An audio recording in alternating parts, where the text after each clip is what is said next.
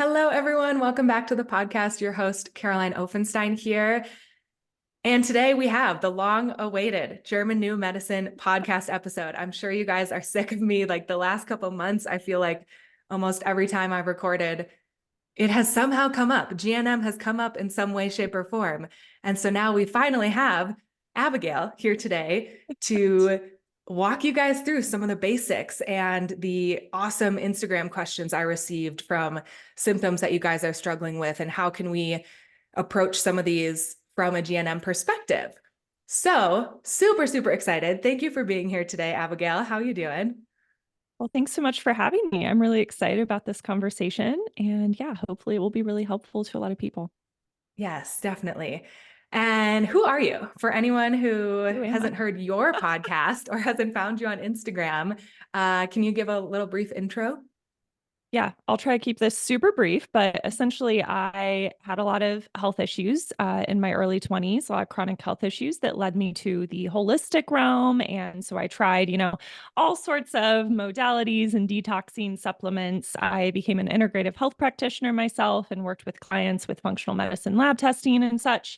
And eventually, which I won't tell this whole story here, but I became very disillusioned by the holistic health industry as a whole because, that's what it is. It's an industry.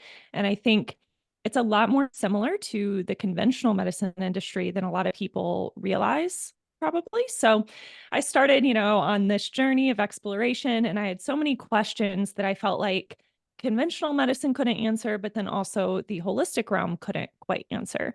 And all of the things that are, touted as root causes, I started to question, well, like I don't know, mold toxicity, for example. Well, a whole family that's living in a house that is supposedly, riddled with mold, why does just the one child have symptoms, right?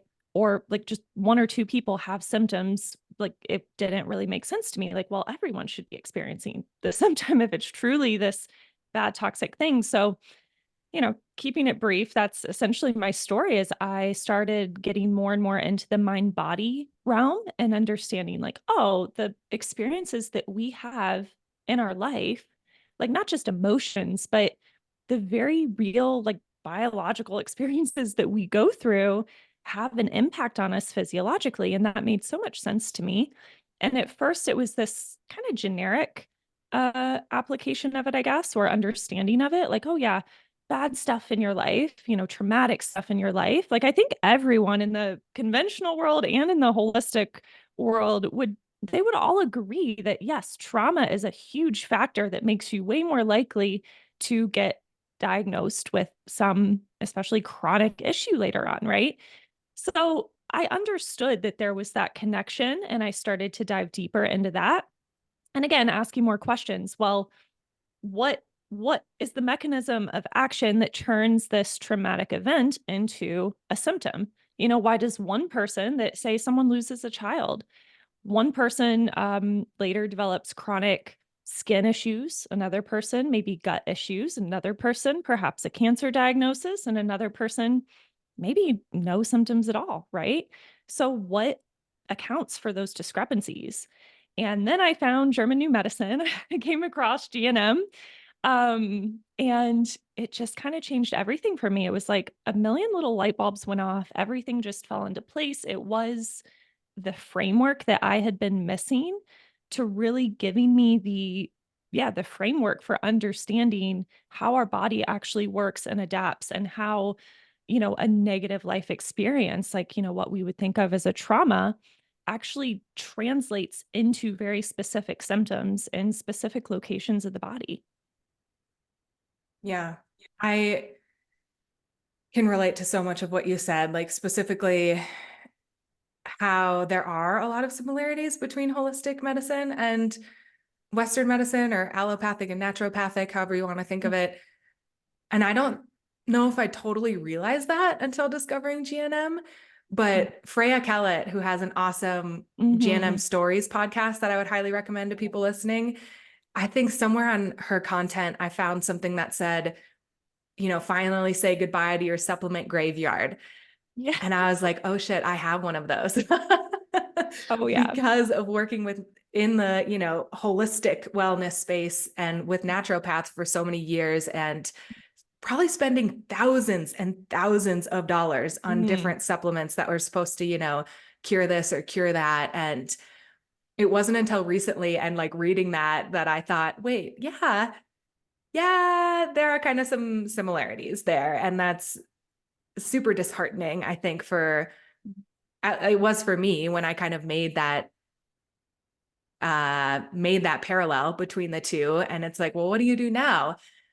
So finding GNM was really helpful. Can you give like a brief, I don't know how brief you can make it, but like, what is German New Medicine? Yeah, anyone that knows me knows I'm not the best at making things brief. And it's complex, so more or less. Yeah, and it is. So this is going to be a really just basic overview. So know that there's so much more to be explained when trying to understand what German New Medicine is. But in a nutshell, well, first of all, it's important to keep in mind that it's not a modality. So it's not like, I'm going to name some different modalities, like, for example, the emotion code, where you go clear, like that's a modality, right? Or homeopathy, that's a modality. Different schools of thinking about nutrition, the protocol, a detox, those are modalities, or biohacking devices, right? Those are things that you would do. And German New Medicine is not that. So when someone says like, oh, I used GNM to cure XYZ, or I, want to see a GNM coach to help me cure this, that's really not the right way to conceptualize it, because it truly is a framework, like a roadmap for understanding what's going on in your body. And truthfully, when someone really understands it and dives into studying it and, wants to apply that knowledge to their life, they often have a way better understanding of, oh, my body's not actually messing up. It's doing what it's supposed to be doing. And there's a perception shift that can happen through learning GNM. And that's what often causes people to resolve chronic symptoms, or to be able to, quote unquote, heal different things is through it. Well, it's all them, they're embodying that perception shift. And when you have this body of knowledge that's really promoting peace over fear, is how I see it, then that can cause very real shifts in your life and in your body as a result. So going back to what GNM is, it's not a modality, it's a paradigm. It's a way, like the lens through which you see the world around you. And so one of the biggest things that I see people doing, and it's not a mistake, it's just, what is happening, is that they're firmly in either the conventional paradigm or the holistic paradigm. And they hear about GNM and they think of it as just another tool in their toolbox, like a modality or something that they kind of like dip their toes in it. But they're still firmly planted in whatever paradigm that they've honestly spent the majority of their life in. And so I think it's also important to have so much grace and compassion for yourself. Like if you've spent your whole life being, raised and, indoctrinated, let's be honest, by say the conventional medicine paradigm, this is not like a change that's going to happen overnight, because there's some stuff that when people learn GNM, they're like, whoa, that is so opposite to what I've been taught my whole life, that it can really take some time to fully embody the knowledge, you could say. So German New Medicine, though, it's all about, so yeah, it's not a modality, it's a paradigm. So keep that in mind when I'm, explaining it. It's the way that you see the world around you. It's the way that you view symptoms. And when people talk about healing and healing journeys, and I still use this word, this phrase as well, because that's what people understand. But when you understand your symptoms through the lens of German New Medicine, there's truly nothing to heal, because symptoms in and of themselves are a sign of your body going through the repair phase, going through the healing process. So it's this idea that when you experience a conflict in your life, and we call this a conflict shock, and this is what other people might think of as like trauma, but this can come from feeling there's three criteria for it to be a conflict shock. You have to be caught off guard, and it has to be emotionally distressing. And I mean, like a surprise from a surprise birthday party for most people would not be a distressing surprise, right? So we're talking about something that, say a friend makes a mean comment to you and it catches you off guard and you feel attacked in that moment, or, however your psyche perceived that event. And that's going to dictate what type of symptom you'll experience in the healing phase. So there are some exceptions to this, but mostly you experience symptoms when you have already resolved the conflict and you're in the healing phase. And we'll understand chronic symptoms in a different way slightly, but in GNM, the big paradigm shift is that symptoms are good. They're a sign of healing. And usually in the conventional medicine paradigm or the holistic paradigm, symptoms are bad, right? There's something you want to get rid of. You want to, try to find something like a Band-Aid fix, whether it's medication or a supplement or a surgery or whatever. You want to get rid of it. You want to fix it because it's a sign that something's gone wrong, that something messed up, that your body's going haywire, right? That there's randomness and chaos in your body. And in German New Medicine, every single symptom you have points back to a conflict in your life. So when we think about things in this new way of conceptualizing health in the body, I find that it brings so much peace. I mean, it's brought me so much peace, and it totally changes the way that you see things around you. When I have a symptom, it's like, oh, okay, when did this symptom pop up? Let me look at the timeline. What was going on in my life? And you can see how beautifully everything matches up. And it's been such a shift. And hopefully that was like a, GNM in a nutshell. I don't know how deep you want me to go into it, but I can go further. That was awesome. Oh my gosh, you hit on so much. One thing I just want to add for anyone who's like, okay, well, this sounds cool, but like what, like a little bit more of the history, I guess, is right. There was a doctor named Dr. Hammer. Do you know I can give the history of it.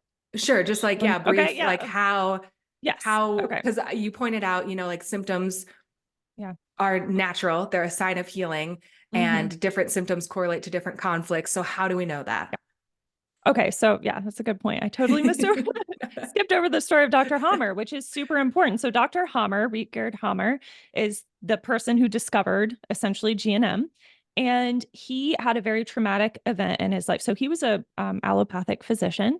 Him and his wife were both physicians, actually. And he tragically lost his son in an accident. And his son was shot and later died. And I think he had several surgeries. And a few months after being shot, he passed away in Dr. Hammer's arms. And so he lost his son in this horribly tragic way.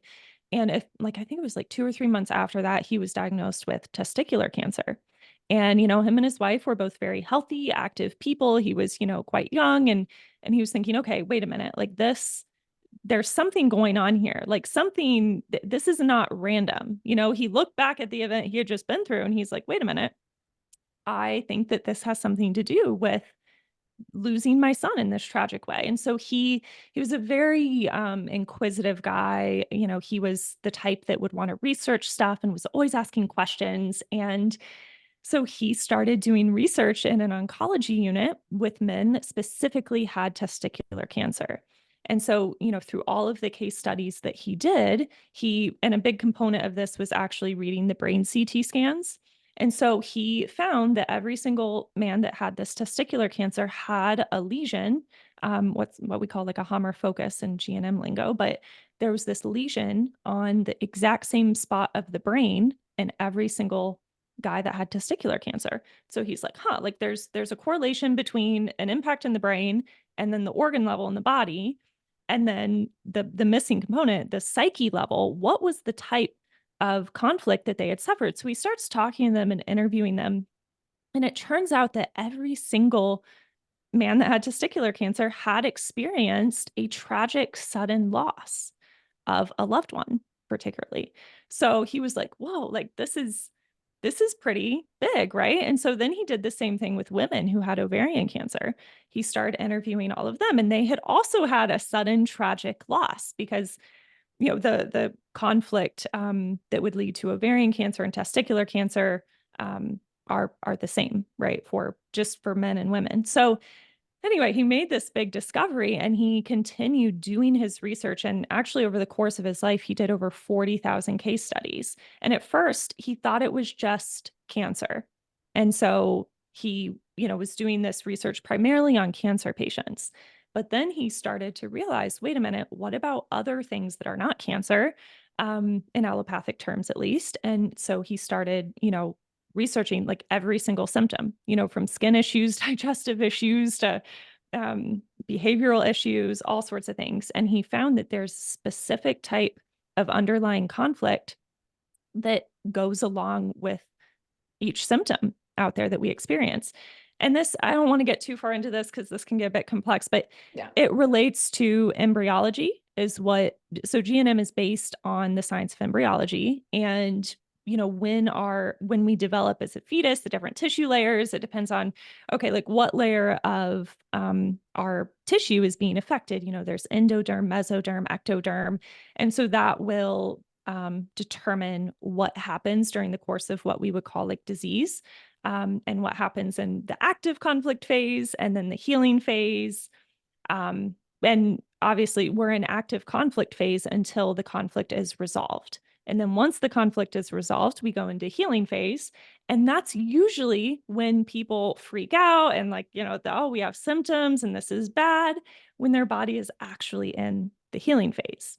And of course, with chronic symptoms, a brief overview of what's happening, because I know a lot of people are like, well, if I'm in the healing phase, but I've been having this symptom for like 10 years, then have I just been in the healing phase for 10 years? Like, this is not making sense to me, right? So what happens with that is we call it a hanging healing, where your body, is in active conflict for a amount of time, and then you resolve the conflict. But for a lot of people, they have recurring conflicts in their life and what we would call tracks, or you can think of them as triggers, right? And so it's kind of like if you have a wound, on your arm, like a stab wound, and your body will naturally start to, heal that on its own. Like, you might put a bandage on it or, some stitches, whatever, but the body will repair the skin. Like we know that the body repairs itself, right? But then what we do with like the conflicts in our life when we have chronic symptoms, it's akin to taking a knife and kind of re-stabbing yourself every day. And so when we have a conflict, like say a separation conflict that would lead to most skin issues are related to some sort of separation conflict. And you have a trigger, say the person that the separation's about. You see a text come through from them, or talk to them on the phone, or you think about them. It's often a thought pattern that's what we call a trigger track. And you essentially reopen that wound every single day.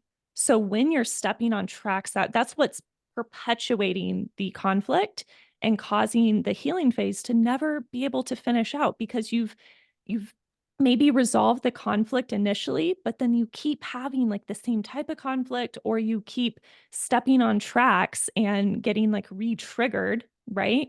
And again, usually this is just through our thoughts too, like the way that we think about, the world around us, and our perception of the world is allowing this to be a chronic conflict in our life. So simply put, because, there's so much more depth that we could go into here, but for the sake of brevity, just know that recurring conflicts in your life lead to recurring symptoms. Okay. That's helpful. Yeah. And let's break down a conflict a little bit more. Cause I remember one of the first times I talked about GNM to someone, they were like, oh yeah, stress. Like stress. I think pretty much everyone agrees that like stress will keep your symptoms bad, or like if you have high stress, that is the cause of bloating or something like that. So can you just dial that in a little bit? We're not really talking about like, oh yeah, I'm stressed, so that's why I have this issue. We're talking about there was probably a specific conflict when everything actually started. Sure. Well, you have to look at what are your symptoms, the symptoms that you have. And this is a big thing in GNM too. We don't go off of diagnoses really, or labels. We go off of symptoms. So we look at things symptom by symptom. And even in the way that I work in my coaching, I only do one symptom per session, because it's really important that we pick that apart and look at it. Okay, what's the conflict related to the specific symptom and, tissue layer of the body?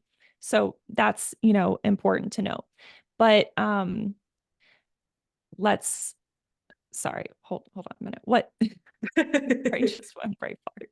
No worries. Just like distinguishing between what is a specific conflict? You know, Oh, you yeah. mentioned Okay. like the emotional and how that's different Yeah, the from just stress. like, I'm stressed. Yeah. Sorry, my brain, the runaway train thing, I got hooked on another topic. Okay. Let's start this over. Okay, so yeah, you bring up a really good point that just stress, like generic stress, is not necessarily going to cause an adaptation in the body or turn on what we call, a special biological program, which is what we would think of as symptoms or disease. So with that, stress that you might have, if you're a highly stressed person, then you're probably going to be a highly conflicted person. So it's like the stress is making you more eligible for experiencing different conflicts in your life. So I'm not saying that stress doesn't cause any issues whatsoever. It's just like generic stress is not necessarily the cause of any one particular symptom or disease, It right? needs So to really fit those three criteria of being a yeah. And surprise, emotionally isolating. yeah, the three criteria, right? It has to be emotionally distressing, has to catch you off guard, or, it's commonly said, catch you on the wrong foot. So it takes you by surprise. And then it also has to be something where you felt emotionally isolated in that moment, where you felt, um, yeah, like that you were emotionally isolated from others, perhaps. hmm So it was distressing and you felt like no one could like really understand your experience in that moment. And again, this is happening on a subconscious level. So it's not like you're consciously thinking through these things and like, oh yeah, this trauma You're not like, really, oh I yeah, felt, yeah. This is hard right now. I'm emotionally yeah. isolated and this is going to cause a symptom. Yeah, no. Right. Because when you're talking about these things happening on the level of the psyche, this is what a lot of people would refer to as the subconscious mind. And so the problem is actually that a lot of our conflicts are subconscious. They're not in our conscious awareness. And so doing awareness work, in my opinion, talking about modalities, what you actually do to apply GNM, it really does go down to the awareness work and bringing your conflicts from being hidden in the subconscious into your conscious awareness. Because I know I have people that tell me, like, for example, self-devaluation conflicts. They have chronic pain or something, which is the type of conflict linked to chronic pain would be self-devaluation, or you could think of it as low self-esteem. And sometimes people tell me, well, I say my affirmations every day and I think I'm great, and I don't devalue myself. And I'm like, okay, like, there's something going on subconscious that you might not think you have a certain conflict, but your body doesn't lie, and if you're experiencing that symptom in your body, I guarantee you there's more to uncover under the surface. Yep. Yeah, one of my good friends is a hypnotherapist and we've had her on the podcast a couple of times and I think we're 80% of the time we're more in our subconscious mind than I conscious. believe it. I think Yeah. that's right. Um, so yeah, and I think that's just a really important, just highlighting the conflict Mhm. piece, I think is really important because Yeah. it's hard to understand your symptoms and GNM in general, I think without Mm. understanding like, oh, there was a conflict that I experienced, even if it's small. Right. Um, Depending on how you felt, especially at that subconscious level, it can certainly influence your body. So I think that's important. And then the other piece, like I want to just go back for a sec. If Yeah. someone's like, I just don't know about this. I think you hit on an important piece that the body does not lie. Like your body is going Mhm. to show you what is going on under the surface in some way, shape, or form. So that's important to remember. And then also, like, one of the reasons that GNM clicked for me so much, and kind of like you said, just these light bulbs went off, and I'm thinking, yes, like, yes, this is the only thing that freaking makes sense, is because my husband and I are very different. Mm. I've always been into fitness and nutrition and checking all the boxes, Yeah. meditating, journaling. I will do all the things, especially if it comes from a quote expert telling me like Mhm. this is good for you. I will do it. And I have been like that for over a decade. And my Mhm. husband, he's actually like gone sober recently, which is kind of fun. Yeah. But previously, like when I met him, he was a 3 beer a day guy, used other things, like never works out, never lifts weights. He'll walk the dogs with me, and that's about it. Favorite food, cheeseburgers, you know, Yeah.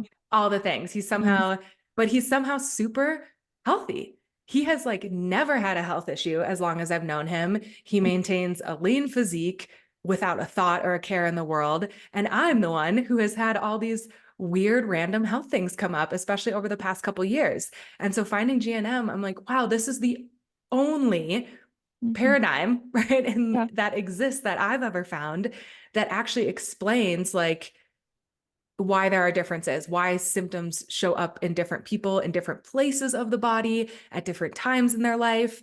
And I feel like a lot of people write it off as genetics, Yeah. which Right. really is kind of crap because like you can still turn genes on and off.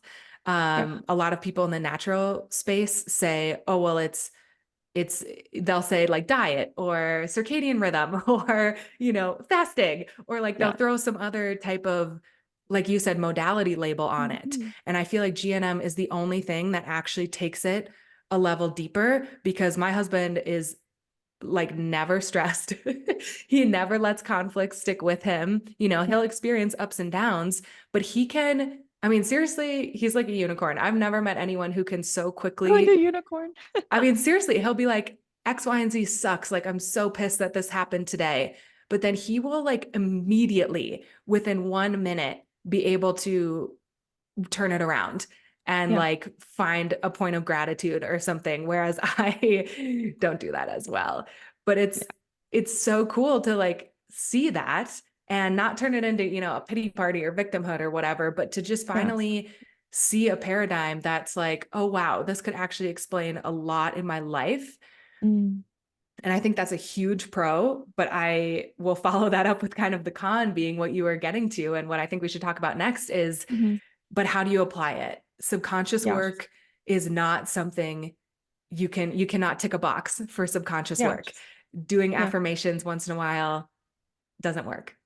Yeah. And I think it's important to highlight that there are different modalities that, especially depending on the person's level of belief in the modality and the extent to which they feel supported by a certain practitioner or coach or someone that's doing that modality with them, like hypnotherapy, like, saying affirmations or journaling or breath work or nervous system, like somatic work. I think all of these things can be really beautiful, like add-ons, but the thing that I find with clients, and I tend to attract a very specific type of client who's very like type A perfectionistic, like got to check all the boxes, like exactly what you were saying. And that's certainly how I used to be. Like if you give me a list of things that I need to do to heal, then I will do it. Like and by the way, everything you were saying about you and your husband, I mean, that's exactly how my husband is too, I feel like. And he's totally fine, has no chronic issues. And I'm the one that had all these different chronic issues. And I start to look at it like, it's not about the food. It's not about the toxins because I lived like perfectly clean. And anyway, not to get back on that, but yeah, it's so true that when you feel like I need to do all these things to heal, it really is not, it's probably not serving you. And that's why I always like to say it's never about the thing. It's about your relationship to the thing. Why are you doing it? Like, okay, if you want to go get a massage because it feels really great and you're like, I love my massage therapist. We have a great chat and like this is so relaxing. And I just feel like, this really calms my system and makes me more, resilient because if you're taking care of yourself, eating good food and doing things to help, stabilize the nervous system, for example, you are going to be more resilient and less conflict prone, right? So you will be more likely to be in a better place of, not getting as many additional conflict shocks, but also conflict shocks, they're a part of life. And I don't think I probably dived into this enough, but it's not just about like, oh, having a positive outlook on life or feeling good emotions or what. It's really not actually about emotions at all. It's what we call a biological conflict shock. So it's like a biological primal response to something that happened in your life that your psyche perceived as like danger, or a threat or a, situation in which we need to have your tissues like adapting for a specific reason. So it's actually really, I probably didn't highlight that enough, but it's really beautiful knowing that your body's doing all of this based on what it thinks it needs to do to help you. And again, this is from a very, primal perspective a lot of these adaptations don't necessarily make sense in modern culture, but looking back from a very evolutionary perspective, also, it does make a lot of sense. And that's where we would go more back into like the embryological development and stuff, which I won't get into. But yeah, going back to the modalities, like people love the modalities because it's something they can put on their list and check off. Yes, And when, guilty. yeah, and when they don't have like a clear like roadmap of like, okay, this is exactly what I need to do to heal, it can feel like you're just kind of flailing around and like midair, like, well, what do I do now? And it really is, it's all about going to the underlying conflict that's connected with your symptom and understanding, okay, how can I resolve this conflict in my life? Whether practically, I mean, sometimes it will involve moving. It will involve, if a child's having a separation conflict, perhaps pulling them out of school, right? Depending on the situation, it might require a practical resolution or breaking up with an abusive partner. Those are very real things. We can't biohack our way out of a very real conflict that's still applicable in our lives. Yep. Can't red light your way out of Right. it. Yep. No, I can't red light I've your way out of tried. it. I've tried too, trust me. Oh gosh. And I think that people sometimes think about, maybe in G&M, like, oh, like that I'm maybe saying that all modalities are bad to do. And that's not the case at all. It's more about why are you using that thing? What is your belief system around that, what is the mechanism of action here? What do you think it's doing? And what do you think the root cause is? What are your beliefs around it? Because certainly if you really believe in something, it is likely to actually help you perceptually resolve something. So, I see that all the time. People really, they sign up for a new protocol program or something, and they really do get some results because they're spending money on themselves. So they're revaluing themselves. They're, investing time and energy. They're, feeling like they're doing something about They're it, kind of excited. they're excited. They're taking their power back. They have hope. I mean, you can't discount the power of hope. Like that's huge. So I'm not by any means saying that these things aren't or can't be helpful, but they're not necessarily getting to the true root cause, which is the Yeah. underlying conflict. And a big Let's, piece of it. Oh, go ahead. I was just going to say, I think it would be helpful if we got into some of I mean, we said we were going to try to do this rapid fire. I don't know how this is going to go, but some common We'll try. symptoms that you guys sent me messages about on Yes. Instagram to go through. Mhm. And as we get into this, kind of like you were just saying, I don't want anyone to feel overwhelmed because I've certainly felt in that floaty Yeah. space of like, if there isn't a to-do list, what do I do? But one thing that's been really helpful that I think you said this to me after we had a meeting about Mm. skin, which we'll start with, Yeah. how can I make it more fun to be me or something like that, how you Yeah. phrased it? Like, how can I Yeah. Yeah. just enjoy daily life more?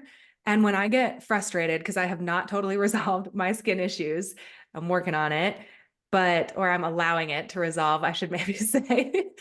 But I've been just thinking like, this is serving me in so many ways to be looking at healing and looking at just my health and my body and my symptoms from this perspective is good for me. Like, even if I don't have a checklist, even if there's no clear roadmap in front of me, even though I don't know like exactly when my dermatitis is going to totally be gone and clear Mhm. up, how I'm approaching it, since I'm using the GNM framework and following the 5 biological laws and thinking about that and just trying to live life with more awareness and grace for myself, like it can only serve you.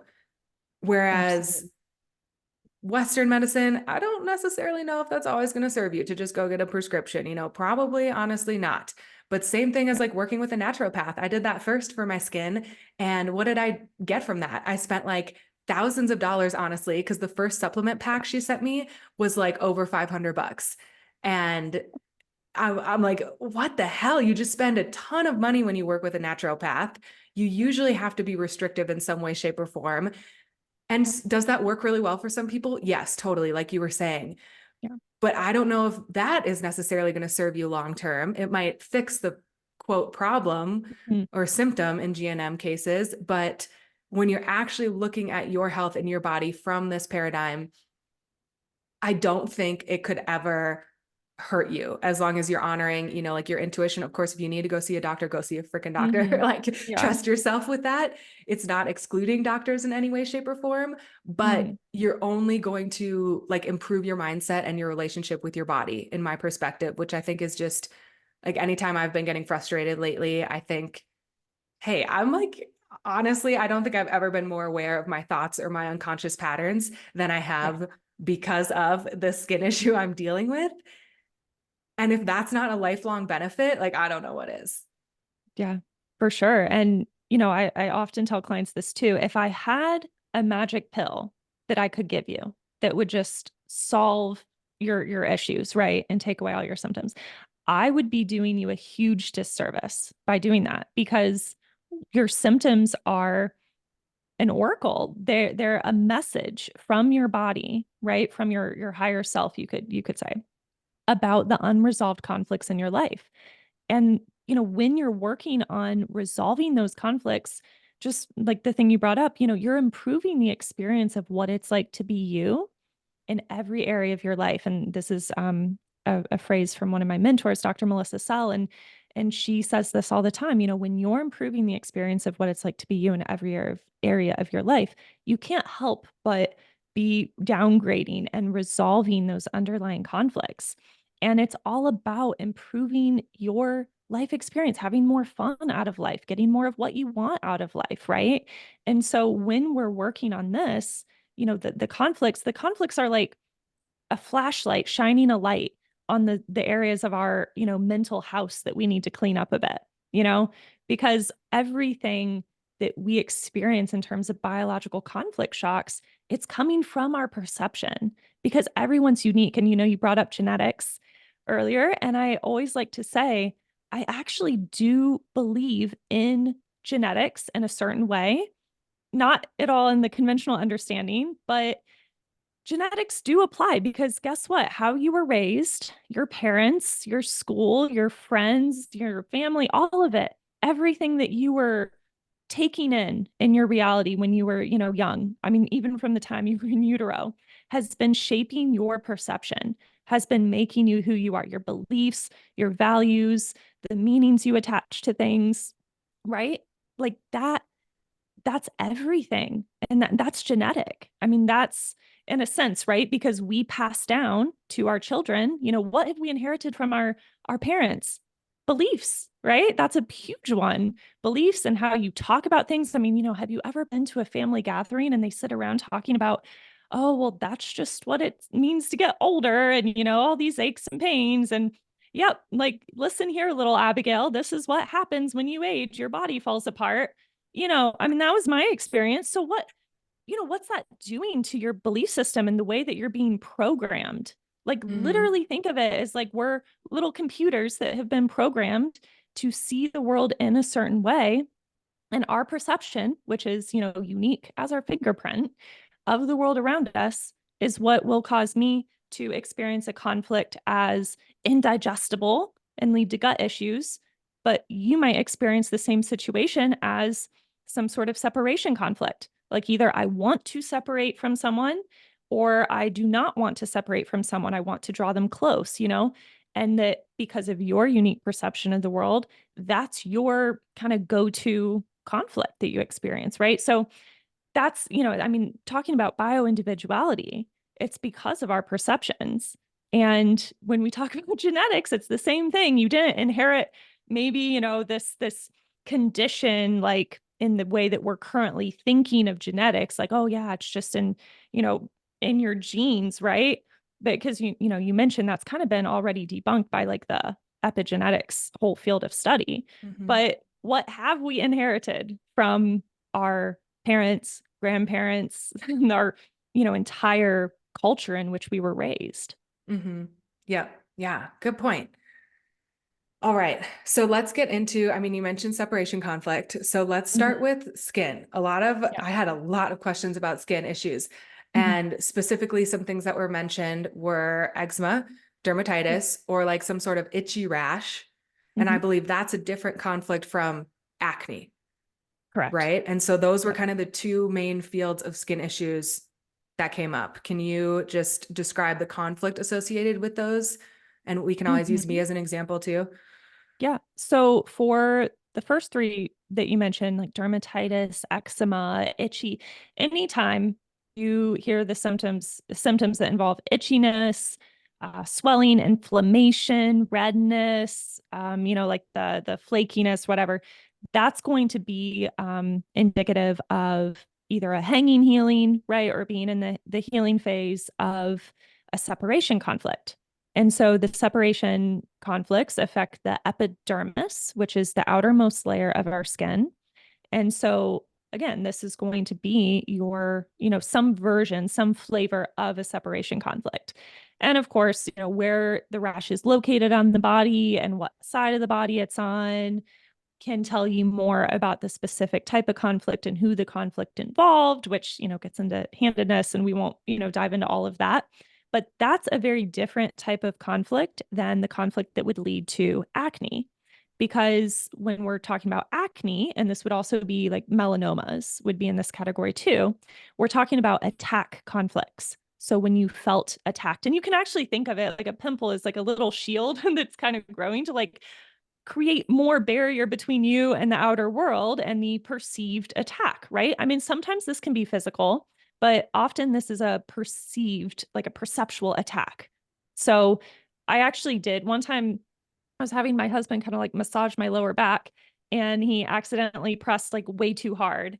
Um, and I was like, ouch. And it caught me off guard. It was like distressing. It caught me off guard and, felt like kind of isolated, like, oh, like he doesn't understand how, that hurt. And so the next day, I think it was within the next 24 hours, there was a big pimple that popped up in the exact place on my low back where he had accidentally kind of jabbed me, like, too hard. Right. So, and I'm not someone who normally experiences really acne or certainly not pimples like on my back. Right. So, anyway, that kind of is an example of how that was from something very physical, like a physical attack versus, mostly it's perceptual attacks. And Or also it's feeling soiled, attacked, or I feel dirty, I feel gross, I feel soiled. yep, I was going to say that because I think this person was asking for a teenager and how acne is Mm, so common in yeah, teens. And what I've heard is that, and it usually doesn't just like show up and go away, right? yeah, That's usually a great hanging healing example. yeah. Correct me if I'm wrong, but because you have acne show up, maybe because of a feeling attacked emotionally, I can think of like teenage girl, hello, yes, when are you not Yeah. feeling attacked? And then you have that acne breakout, and then you're looking in the mirror and you're thinking, oh my God, this is ugly. This is Hmm. terrible. I'm ugly. I'm soiled. My face is soiled. And then that's just going to perpetuate it. And that, I guess, paves the way for a hanging healing, correct? Oh, absolutely. Well, in this case, it would be, I mean, we could think of it as a hanging healing or a recurring conflict. When you Okay. have, say if someone said something to them at school, I mean, think about why is acne so common in teenagers, right? And you just kind of said this, like it's a very that time in a young person's life, they really care about how they're being perceived by others. They're very primed for like a feeling attacked or feeling soiled conflict, especially with the face, right? So why does acne typically pop up on the face? This is why. So when they're going, and also like they're going through all these hormonal changes in which the acne is not actually from the hormonal shifts, but it's correlated because they're becoming an adult, for the first time in their life, they're concerned with the possibility of, finding a mate, right? Wanting to be attractive to usually the opposite gender, right? So when they experience, someone makes a comment and they felt attacked or they felt gross or dirty or soiled through something, then, they have a pimple pop up the next day once they, resolve that. And usually like going to bed, kind of, going to sleep, you kind of resolve things. Like they always say time heals all, like you will naturally resolve stuff without even realizing it. So you don't always have to like try to resolve something because a lot of things as we move through life will naturally resolve.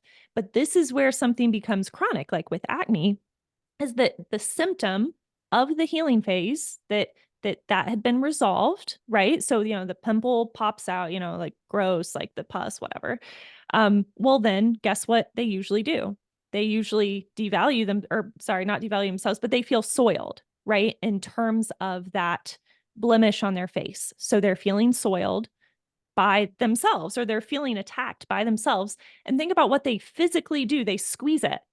How do you think the body perceives that when you're literally attacking yourself because you feel so soiled and gross and disgusting?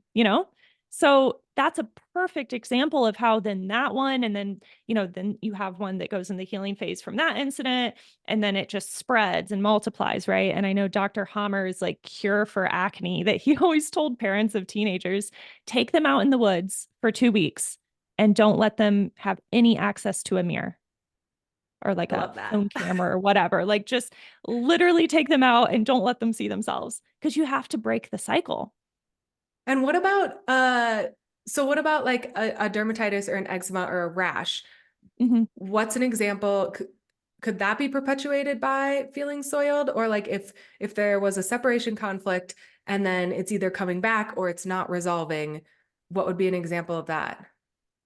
So that's probably not going to be so much from the symptom itself. That's Okay. going to be more from the underlying separation conflict. So say if a, child is going to preschool for the first time or something, and that's, not really biologically natural, right? For a child that age to be separated from the mother like that. So, say if they have a conflict from being separated from the mother, that's a big deal for a little kid, right? And so they, eventually will, kind of, come to a resolution of that, even if it's a, I guess I would say partial resolution, like they start to come to peace with it and resolve the conflict, and they have a rash. But then guess what happens? Then the next day they go back to the preschool. Or say, maybe the rash would happen when they would come home for a bit of an extended break or something like the weekend. And then they go back to school. So they keep stepping on tracks. They keep re-triggering the underlying conflict, which is that separation from the mother. So certainly, though, people can have tracks around simply fear of the symptom, worry about the symptom, meanings that they attach to the symptom and beliefs they have around it, like, oh my gosh, something's wrong with me, I have this rash. That thought pattern, that fear, the worry, whatever, that's a very common, what we would call a secondary track. So even though that thought, that belief is not necessarily a separation conflict happening again, like that doesn't fit the bill for a separation conflict, but it got what we would call tracked in with that initial conflict. And then the secondary conflict would occur when we're in the healing phase later, and then have that belief, it kind of gets like added on to the Mm, different things that can cause that symptom to flare up. okay. Okay. I think that makes sense. On to bloating. Okay, yeah, bloating. So this is going to be related to an indigestible morsel conflict. So Is the this any whole, gut issue? Is any gut issue yeah. indigestible morsel? No, I won't say any gut issue, but Okay. we Most. Okay. most. Yeah. I mean, yes, I Like would say nausea yes. was the other one I was thinking of. Right. So nausea is actually not just related to indigestible morsel conflicts. That can accompany a few different programs. So it's not, Okay. it would depend on what other symptoms the person was experiencing, and we'd have to Okay. look at it, like their timeline and all of that. But typically the most common cause of nausea is it's more of a generalized conflict active symptom. So when you're in the conflict active phase, when your mind is preoccupied, your psyche is essentially trying to find a solution to your conflict. So there's a certain set of symptoms that tend to happen when we're in just the straight up conflict active phase before we've resolved the conflict. Okay. So these symptoms tend to look like cold hands and feet, nausea, bloating is one that would be specific to the indigestible morsel program, but this is a little different than other symptoms because it happens in the conflict active phase before you've resolved it. I But see. then in Okay. but then in the case of a hanging healing, if someone's dealing with this chronically, which is probably most people that would be asking about this, they're dealing with it chronically, then that would mean that they're probably mostly in the conflict active state, but then they're probably entering a little bit into the healing phase, like maybe when they go to sleep at night, or they're going back and forth because they're stepping on track so much that when you're constantly fluctuating back and forth between the conflict active phase and the healing phase and back and forth, you're going to have kind of a blend of symptoms. But the bloating is going to tell you that the underlying conflict is some sort of indigestible morsel.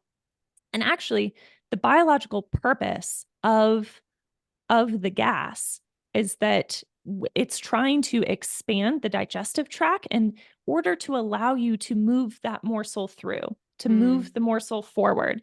And I should probably say what a morsel is. So a morsel can be literally anything, but often for people experiencing gut issues, the indigestible morsel is usually a situation, like a metaphorical situation. Like say if you a big one for me, and I know like I have some minor gut issues every time I have a spat with like customer service representatives. Like say a company won't give me a refund or something. I'm like literally dealing with this right now. And and I've worked on this a lot, trust me, but it still pops up a little every time I have this I mean, this is a big track for me around this. So for me, perceptually, this is a huge indigestible morsel situation. The morsel that I can't excrete and move through my system is that they're treating me like this. They're not giving me my refund and it's unjust, like that sort of thing. So that is really hard for me to accept. It's hard to digest. There's a lot of resistance. I also call this like a resistance conflict in terms of that indigestible morsel, that indigestible life situation, because there's this resistance to letting go of it. And if you think about excreting actual shit, right? Then, that like is kind of the perfect metaphor. Like we can't, if we're bloated, we're constipated, we are literally not letting go of our shit. So that's like the perfect way to kind of conceptualize it.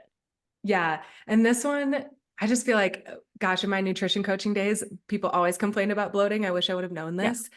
But for me, with this, I guess, like symptom, I have totally been able to add gluten back into my diet. And I was gluten-free for like 4 or 5 years. And I had read your posts. I had read Dr. Melissa Sells of like, there are so many good GNM posts out there about like, it's not the gluten, it's not the dairy, it's not the sugar that is not causing your issues. But I have so much, I'm going to call it brainwashing from the nutrition coaching world of like, yes, it is all about what you eat. And so I really wanted to get back to baking sourdough. Quick side story. And so I was like, fuck it, I'm going to try this. I'm going to do it. And what I started doing is, well, first I realized, why did I give up gluten in the first place? Basically, the only reason I did it, I didn't even have any crazy symptoms, but a naturopath did some lab work and was like, hey, you're borderline celiac, like you shouldn't have gluten. And I had already thought like, oh, gluten is so bad. I had already had that belief too. So I was like, okay, I'll cut it out. And I pretty much never had it. And when I would get bloating. I didn't feel good. But recently I decided, I don't want that anymore. I want to be able to have gluten. And it took at least a month, but every time I had gluten, I would sit down, I would make sure I was peaceful. I was in like a rest and digest state. And I would say to myself, gluten is not the problem. Like I can eat this. This is fine. My body can process this easily. I love the sourdough bread. I would say stuff like that to myself. And like I said, for almost a month, I was still like a little bit bloated, but it would start to be sporadic, like not always, not every time I had gluten. And now like, oh my gosh, I probably last weekend had like half a loaf of bread that I baked and like no symptoms, no issues, no nothing. So that's like, I think a really good place to start. If someone is having like a recurring bloating, I can't digest this, I can't stomach this type of feeling. What is it around? Is it around a food or is it around, like you said, like something experiential that's going on? And for people wondering like, well, how do I apply this GNM knowledge to my life? You have to construct a timeline. You have to look back at when did this symptom start? And that's not random and it's not because of the gluten. But in your situation, I think, and this is very common, the belief about gluten being bad is often either a source of a conflict shock or it gets tracked in as like a secondary track, a track that gets picked up later. When Mm-hmm. we're talking about a primary track or trigger, you think about, let's use indigestible morsel conflict as an example. Say you're, I don't know, a kid, and you're sitting there eating a sandwich and you experience your parents getting into a really nasty fight. And that experience for you is like it's indigestible. You can't stomach it, you can't digest it, you can't process it, right? There's this resistance to accepting it because you're a kid. You don't want to see your parents fighting, that's a big deal. And so in that moment, you're eating a sandwich, the body picks up the gluten particle as the track. And it's like a red flag for your Mm-hmm. psyche. Like, and it's your body's way of every time you eat it from then on out, like, oh, danger, danger. This is a, unresolved conflict here. This is, this last time that we were eating this, something bad happened. And so that's where gluten can get tracked in as like a primary track, right? It can be a very real trigger of, whatever conflict you experienced while eating it.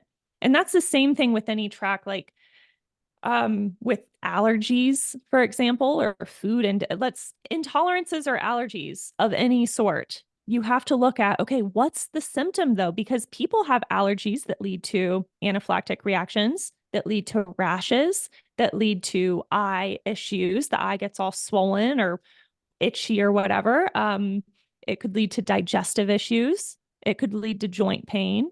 I mean, you have to look at the symptom. And also, if it was just gluten, wouldn't that, if it's so bad, one, it would affect everyone equally, according to their body weight or something.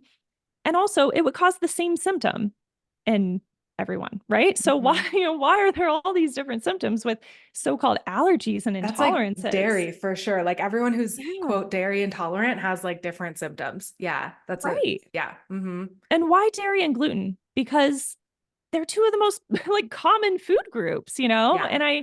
And I'm not sure exactly why they're, we don't have an answer for this yet in GNM that, okay, when that person's eating the sandwich, why did the body pick up the bread as the track, the gluten, and not the lettuce on the bread, right? And personally, I think it probably has something to do with like the protein structure. Like Mm. I'm not exactly sure, but for some reason, the body picked that up as the primary thing. Or, the body picks up pollen in the air as a track. And again, this happens below your conscious awareness. And so even if you had no clue that part like you had no clue you were being exposed to pollen or gluten or whatever it was, your body still can pick that up as a track and react, which is Right. why people who have, say celiac disease, they go to a restaurant and they think it's gluten-free, but then they get exposed to gluten particles because the restaurant, wasn't careful enough, and they get really sick. And of course they do, because their body, their subconscious recognizes that particle and flags it and is like, okay, danger. Mm-hmm. Yeah. Okay, I know we're tight on time. Let's fly through these other ones. We Okay. kind of already talked about this one. So like issues with kids or babies, specifically food intolerances. So we talked about the rash, which I think is really Hmm. important because lots of Yep. kids have eczema these days, but what else is really common? Separation from mom these days, right? It's super Yes. common that kids go in daycare starting as young as like 12 weeks. Yes. So the likelihood that there's going to be a separation conflict and lead to a skin issue is high, high. Hmm. But then what about, well, you already kind of touched on this too. If there's a super young one, let's say like a 8-month-old who's new to Hmm. eating solid foods and they show a food intolerance, is it likely because there is another conflict going on at that time? Or like, how is a baby perceiving that? So first of all, babies, even fetuses developing in the womb, they have a psyche, and they can absolutely experience conflict shocks. However, usually when we're talking about, a fetus or a very small baby, the mother is their world. Their mother is their entire universe and their lifeline, right? They can't survive without the mother. And so I guess you could say their energy field is intimately connected with that of the mother. And so when the mother is caught off guard and experiences a conflict shock, say her and her, partner get in a really big fight or something, that can absolutely affect the development of the fetus. And this is where we get into, so-called developmental disorders, right? Things that occurred in utero. Why are there defects that the fetus would experience in utero? And this is why it's primarily going to be coming from the experience of the mother. And same thing with young babies. I would say up until, and I'm not sure if this is like a hard and fast rule, but I think I remember Dr. Hammer saying that up until the time that the child is like somewhere between 3 and 4, maybe up to 6 years old, they can experience the vast majority of their conflicts kind of on behalf of the mother. That's a lot of pressure.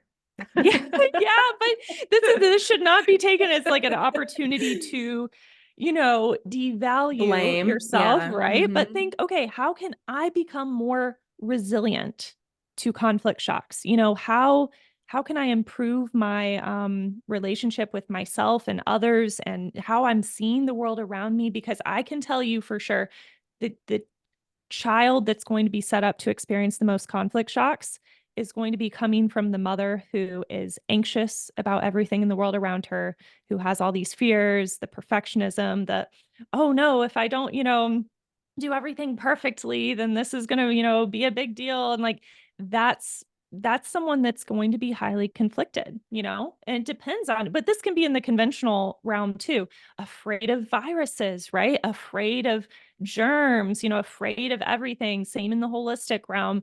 What is your paradigm, the way you're viewing the world? How is that setting you up to, is it setting you up to experience more or less conflicts?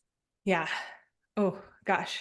That's a tough one. One thing that has really helped Jane and I that I've been doing too is either while she's nursing, or I've heard some moms do this while their baby is sleeping, if they're doing like a contact nap or something, is talking to them and helping their subconscious Yes. in that way. So like I've been telling Jane her birth story and, Yeah. maybe apologizing for things that I feel like didn't go well and reminding her that she's safe now and things like that, like almost telling them a story, telling them positive subconscious reminders when they're maybe in that more relaxed state, I think is a really good way to help. Like maybe your baby's having issues with a certain food, calming them down when they're eating that food, like telling them positive things when they're eating that food and or when like nursing, sleeping, etc. Yeah. Yeah. And remembering that you're your baby's whole world, right? And then of course I'm not a mom. So I feel like me saying this is not maybe like, yeah, I Just chill haven't like out. lived through Don't be a that, but perfectionist. yeah, just chill out, like it's easy for me to say. So sorry to all the mothers out there listening, but you're shaping your like how you and your family dynamics and your partner, all of that is shaping your child's perception of the world around them. And is that based in peace or fear? That's the primary thing to look at. And the more that you can chill out about things, no big deal kind of attitude, is going to go very far. Awesome. Yes. What about headaches and or TMJ? So TMJ is going to be from a bite conflict, which is a specific type of self-devaluation conflict, which would affect, the joint. So a bite conflict is going to be about not being able to like snap back at someone, like to think about defending yourself. A very common situation is, say, you and a boss at work, and you feel like because of their power position over you, you can't snap back and defend yourself. And so have you ever, like, you heard the phrase, you had to bite your tongue, right? Yeah. Hold back, or with a partner, this is very common. There's all this stuff we want to say, and like kind of from a primal perspective, like think about like a wolf or something, like literally biting its like opponent. Well, that's like what we want to do, but because of social niceties and social norms, and we really shouldn't, attack the bigger alpha wolf or whatever, like our boss or something, we hold our tongue. We resist speaking our truth because, we're afraid of the repercussions, or we want to be polite or whatever. So I've heard people with this conflict, they'll like bite really hard into like an apple or some crunchy carrots to kind of like discharge some of that energy. But with this conflict, you want to look at, okay, who do I want to bite in my life? Who do I want to snap back at?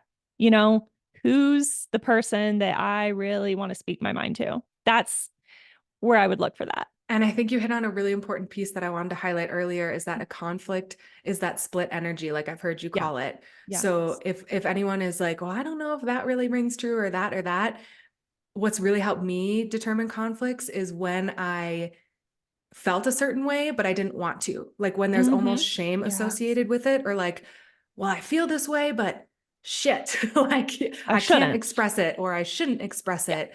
That split energy, like that you just mentioned with the biting your tongue, is a Mm-hmm. great indicator of conflicts. Yeah. Okay. Yeah, Headaches. absolutely.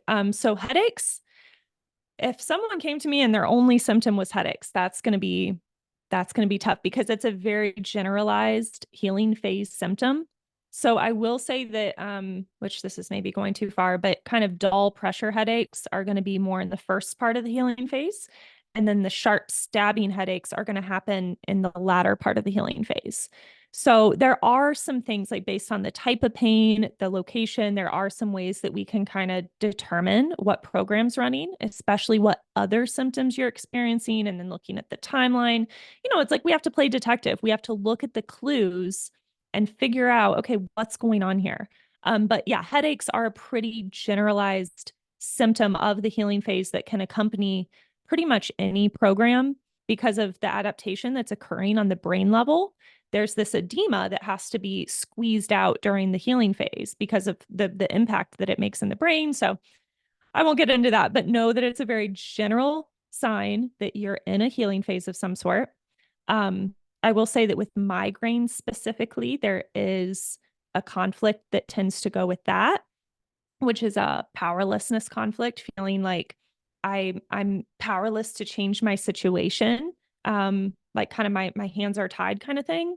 But we won't get into, you just asked about headaches, so I won't get ahead of myself. Okay. No, that's helpful. And then last one, muscle aches and pains. And I know we talked about self-evaluation, and I know that's commonly what's linked to this, but I would also love to hear your advice on what if, so like there's muscle pains, right? That might just show up from somewhere where like you didn't specifically injure yourself. But then what about if you are recovering from a surgery and there's like maybe Mhm. scar tissue or there's soreness right around where that surgery Yes. was? And what's kind of the difference there?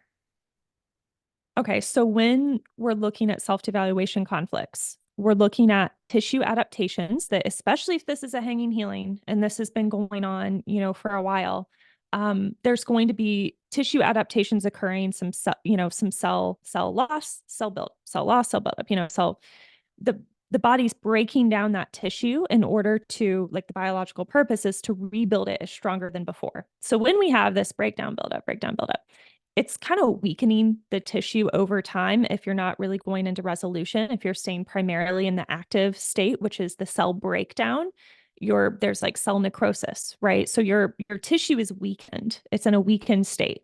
So if you'd be more injury prone. First of all, you'd be more likely to experience an injury due to that adaptation. But of course, if you fall and break your leg, that's not necessarily coming from a conflict. That's because you fell off the roof and you broke your leg, right? So what you're talking about though is, say if you just had a surgery to repair that, broken leg or whatever, and you don't heal according to, the timeline. I think Dr. Hammer said, or even just in conventional medicine, that pretty much any broken bone in the body would heal within 6 to 8 weeks. So if you're like past that, let's say 6 to 8 weeks mark, and you're still, you perhaps started having chronic pain, and it seems like that injury or where that surgery was is not healing. Because say you have two people and same surgery, same kind of injury, and one person is just fine after a few weeks, and the other person is, they might have chronic pain for years. So that's going to be because either the injury itself was a conflict shock. I mean, think about it. Falling off a roof and hurting your leg. I mean, that's a huge distressing event that caught you off guard, right? So that could absolutely cause, an adaptation in that exact part of the body that would weaken that tissue and make it not heal properly. So, because it would mean you hadn't resolved the underlying conflict. And so a lot of people that have that sort of, injury, or let's say surgery, right? Also, the medical intervention could also be a source of self-devaluation. Like, oh, because I had to have this surgery on my leg, I'm devaluing myself in terms of my ability to walk. I can't go to my job. Like a really common one I see, with people that have had like a back surgery is, oh, I have a bad back. And when they have that identity of my back, I'm literally devaluing myself in terms of having a so-called bad back. That absolutely impacts our perspective, which then makes us more likely to experience conflicts, particularly recurring conflicts that never really seem to heal because you haven't resolved that underlying conflict because either the injury or the surgery or, oh, I'm not healing fast enough, that just perpetuates the recurring conflict. Or with me, I think it's been a lot of like my body is broken type of Yes. thoughts with Yes. random health things popping up. Yeah. And then I wonder why, like, I have this chronic, thing in my shoulder or whatever it may Yeah. be, but it's Mhm. because that thought just like comes again and again and again, right? Yeah. So that's Absolutely. definitely going to be where you want to look at subconscious reprogramming more or less, Mhm. right? For Yeah, trying to change that belief about yourself, about your body. And for that would sure. kind of be the route that you would want to take, right? Yeah. And you have to ask yourself, what do I have to believe about myself and the world around me in order to make me even eligible to experience this kind of conflict perceptually? Oof. Which, yeah, it all It's goes like back to what are your underlying values and yeah. beliefs and the meanings you attach to things, because Hmm. someone absolutely could fall off a roof and break their leg, and devalue themselves in terms of that. Oh, I won't be able to work for, say, if their identity is in how much work they can get done and they're not able to work because they're, bed rest or whatever, after surgery. Well, they're probably going to devalue themselves in terms of that because they can't, do their job, which is if that's where they're deriving their sense of worth, that's going to set them up to experience a pretty big conflict from that, Or like or people I know, I would say yeah. would be, oh, well, now I can't work out. And that's how I get my Yeah. validation. Yes. That's how I, have this body that I place so much value on, Absolutely. or these fitness goals, and I can't do those Uh-huh. anymore. And then it's like, yeah. Mm-hmm. And I Mm-hmm. think a lot of times the actual moment of conflict shock is not even from the injury itself. It's from the moment that the doctor tells you, well, you're not going to be able to do this for X amount of time, or perhaps you're having the belief that, oh, I'm just so unlucky. Why does this always happen to me? Oh Like shit. if Guilty of that's that your one too. outlook on the world, like that, you're going to be set up to experience some chronic conflicts. Yeah. Mm-hmm. Okay. Okay. Yeah, that was a really helpful one to end on. So I know we've kind of gone over time. I'm sorry. Thank you for still being here. It's okay. um, I feel like there's so much more that I I could know have, it's like tough. going into the 5 biological laws and Right. We didn't even do that. it's a Hmm. really hard thing to kind of just give in a nutshell because it's such a different way of viewing health in the body. It's a totally different paradigm. And I find that it's so hard to give just like a little snapshot of it in like Of a course. 1 hour episode. Of course. Yeah. And I will just say, since I'm obviously pretty new to this, some things that have helped me learn, and maybe you can add Yeah. to this, Googling symptoms and saying GNM, like German New Medicine. So, chronic pain, German New Medicine. And what will probably come up is the learninggnm.com website, Mhm. which is like super old school website, but it's awesome and it's totally free. And you can Mhm. just read a lot. Like I Yeah. honestly get super lost in those, but I'll kind of at least be able to pick up what is the conflict. Am I already in the healing phase after the conflict? And just you'll kind of get some basics and you can learn too about where it is on the body there. So that's helped me a lot. Freya Kellett has a podcast called German New Medicine Mhm. Stories. Yeah. And that's just a ton of examples of people healing Yeah. using GNM. So that's an awesome one to listen to. You Yeah. guys have a podcast now, you and your friend. Mhm. Yeah. You guys have some stories on there, some other helpful resources. So there's a ton out there if this is piquing your interest. And like I said, I would honestly probably encourage everyone to at least dig into it a little bit. Like next time Yeah. you get the little hint of intuition to look something up, Yeah. because I seriously don't think it could cause you any harm as long as Yeah. you're still seeking medical attention when you know you really need to.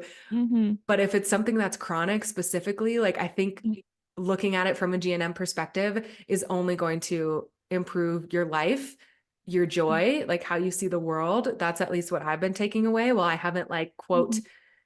cured some things that I want to. I feel like I'm in a better place, even just after a couple months of researching more. Yeah.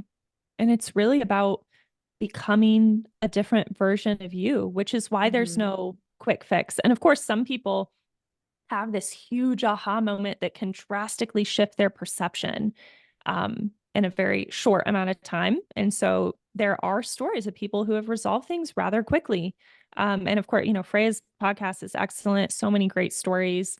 And then, yeah, Ashley and I have a podcast, the Freedom from Fear, where we we have guests on that we interview and share stories, but we do a lot of topical things too, like diving into different topics. Like we have a whole episode on hanging healings and tracks and chronic symptoms and understanding that. We have a whole one on the 5 biological laws and stuff like that. So like, Caroline was saying, definitely check out all of the amazing free resources out there. The Learning GNM site, she was talking about the index page where you can look up, it's like an to Z index, and you can look based on like, your symptom, go to, if you're experiencing acne, go to the A section and look up acne, and yeah, there's really a lot out there for free if you dig for it and learn and see what resonates with you, see if this makes sense for you. I certainly never want anyone to think that like you should just take my word for it or take Right. Caroline's word for it. Yeah.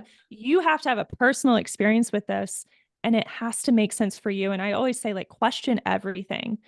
Does your current paradigm hold up to the questioning? And that's what, for me, I realized it didn't. And with GNM, there's an explanation for everything. It's very specific. And especially when you learn like the science behind it. And yeah, so I think the biggest thing is be patient with yourself because this is a massive paradigm shift and not everyone will just be like, oh, well, click instantly. And yeah, like I, shifted my whole paradigm in one day. Right. But this can take some time. And I think that it's a really beautiful process to kind of go through that unlearning and coming to construct the way that you want to view the world around you. And I always ask myself, like, am I so concerned with what's like factually true and, what research says and all this stuff, right? Which is, I mean, funded by, Oh when you get God. into, okay, who's funding the Yeah. research? Like, is it something I really want to trust? But my way of determining what I want my beliefs to be, the beliefs I want to instill, and how I want it, the lens through which I want to see the world is always, is it bringing me closer to peace or to fear? And that's pretty much what I base everything off of now. Yeah. And for all my type A'ers out there listening, fellow type A people, don't get obsessed. Oh my gosh. Like, cause Yeah. I think you kind of warned me about that, thankfully, because I have totally gotten a little bit obsessed and I'm like, can I heal this? Can I heal this? I need to look up this. I need to look up this. And then I noticed I'm in that fix it energy. And that's the same Mm. energy that hasn't worked for me in the past. So I need to take a break. I need to step away, stop doing things, stop looking things up. So just, yeah, caveat with that too, because GNM is totally something you can get like wildly Oh carried yeah, away with. So just like any for other sure. healing, I'm going to say modality in this case that you can totally get addicted to. Like I Mm. feel like in that way, GNM is is one of those. So take Yeah. a breather. Take a breather too. Mm-hmm. Absolutely. And it's all about approaching your symptoms with curiosity, playfulness, like, oh, this symptom's happening. I wonder what conflict that's related to. Oh, how interesting. What is this, telling me about my life? Like, can I connect the dots? Can I like have my timeline? Like, if you can be in that energetic state of playfulness and curiosity and like this amazement at what your body is doing for you, especially if you get deeper into GNM, learning the biological purpose behind every single symptom. There's a reason, and if you can approach it with this sense of awe and like, yeah, like fun, play, curiosity, right? If you can be in that energy, like go for it. But if this is going to be like, okay, I need to write out my symptom timeline, I need to journal my symptoms every day, and I need to like research everything in GNM, and I need to learn this whole body of knowledge in like a week, and I need to like look everything up and figure it out, or else, or I need to resolve this conflict right now, or else I'm never going to heal, or, whatever. That's not the energy to be in. And I think Mhm. that's like the biggest distinction. Can you approach this in a lighthearted way that feels good? Awesome. Yeah, I think that's a great place to end it. I'll link your Instagram in the show Yep. notes. Anywhere else people can find you, connect with you? I have a website and my Instagram and the podcast. I think that's about Awesome. it. Yeah. Sounds good. Thank you for being here. Thank you everyone for Thank listening. you, Caroline. And yeah, we'll catch you next time.